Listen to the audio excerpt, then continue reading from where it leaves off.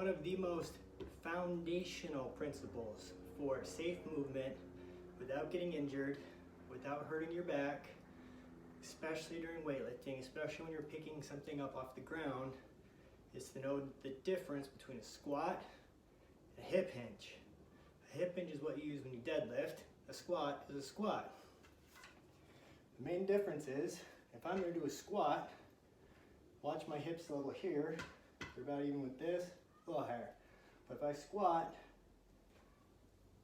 my hips go down, right? So if I'm squatting again, hips go down. If I'm going to do a hip hinge or a deadlift, my hips go back.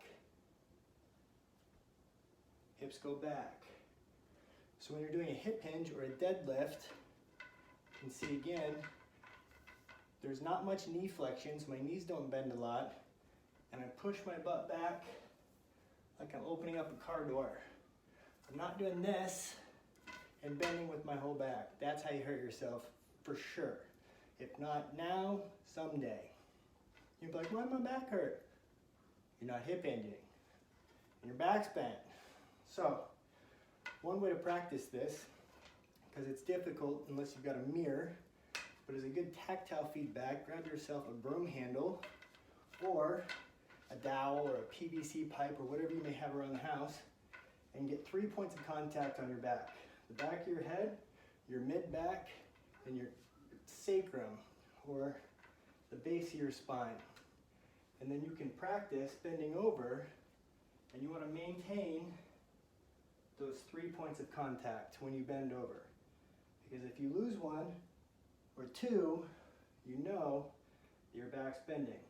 So if I do a hip hinge correctly, my back's straight, head's in line, I maintain all that contact as I bend over.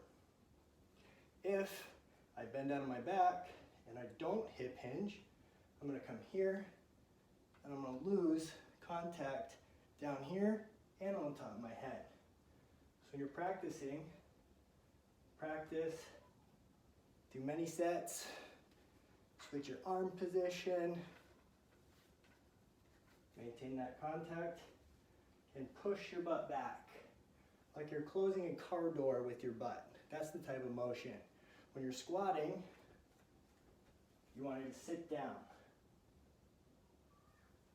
Hip hinge, push your butt back. Squatting, knees go out, they bend a lot, as they come down. You still want to maintain that posture. It's more difficult when you get down low, and then come back up. Squat, hip hinge. Big difference, but it's crucial when we're doing these exercises.